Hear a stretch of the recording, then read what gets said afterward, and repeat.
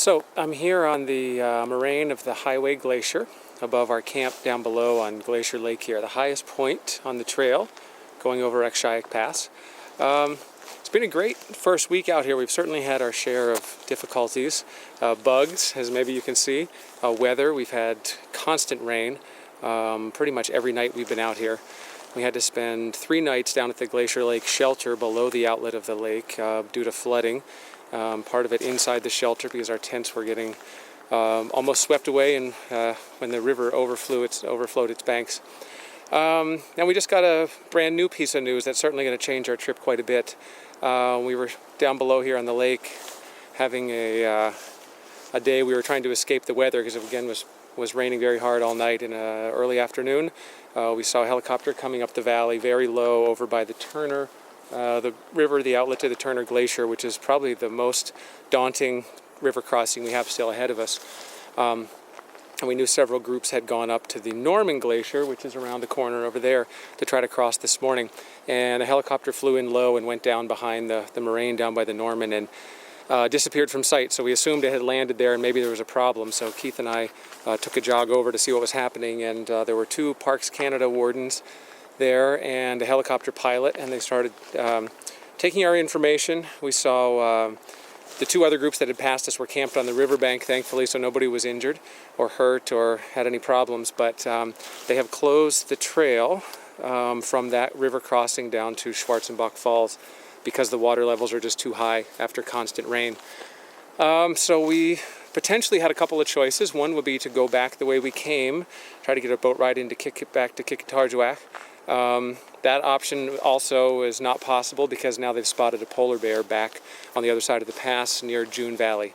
So they're not letting anyone go back, they're not letting anybody go forward. Our only choice really, and we're not allowed to wait here either because of the bear, not allowed to wait for the water levels to go down, and it looks like it would be minimum 5 days. So they are airlifting everybody out of here. Our choice was to be airlifted to Crater Lake, which is the next part of the trail that's open again.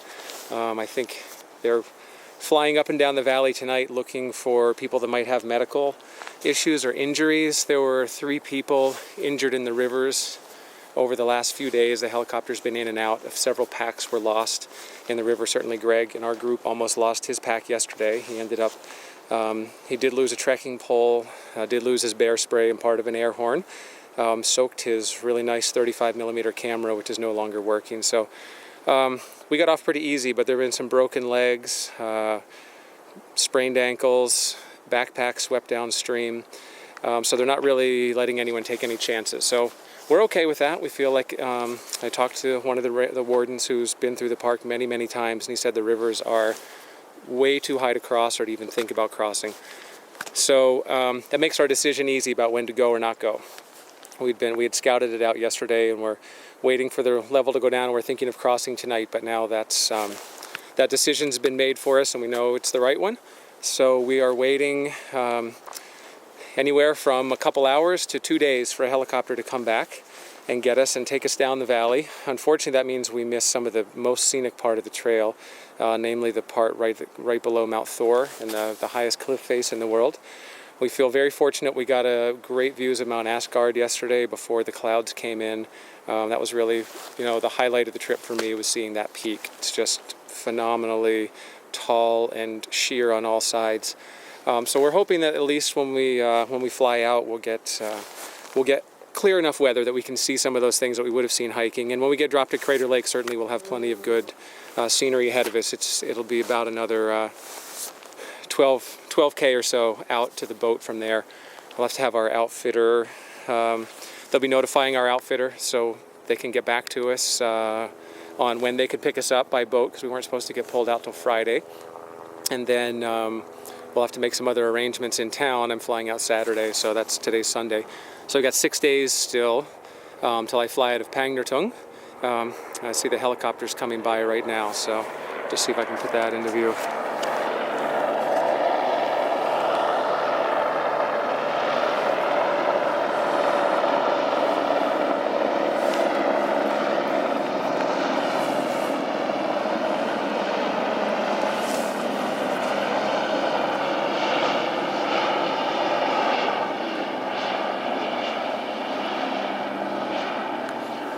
It looks like he's heading back over to the group at the Norman Glacier, which is where we met him before. We had jogged over there to meet him.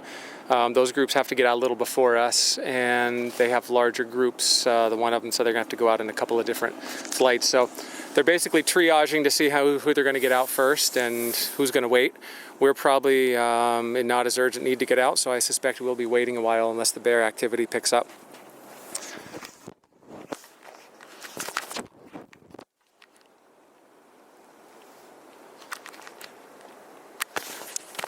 So overall, I'd say I'm a little disappointed that we won't get to hike that great part of the trail, and I was looking forward to testing myself against the Norman and the Turner, and seeing how difficult it really was. The Owl I found really fun. It wasn't, I didn't find it very difficult, but it was just challenging enough to make the trip interesting. And I really thought the other rivers would be fun as well. It's unfortunate that they're too high to cross safely. The upside, I've never been in a helicopter before, so I guess I'm looking forward to seeing this impressive valley from the air, but still below the heights of the mountains. And so that'll be an experience. The boat ride out certainly will be wonderful. We've got a little bit of time left in the park, even if we get flown to Crater Lake, so we'll get to some more great hiking in. And certainly there's some good hiking right around Auyuittuq, and I look forward to meeting some more of the Inuit people in town, because we really had a great experience meeting people both in Auyuittuq and Qikiqtarjuaq when we were up there. I really enjoyed meeting the kids, and we did a homestay in Qik, so that was fun, and maybe we'll get one in Auyuittuq when we get back there as well. So things have changed rapidly, and we're just sitting and waiting and ready to adapt to whatever changes come our way. We've certainly had plenty of waiting on this trip, so that will be nothing new for us. And I'll be back to let you know what happens.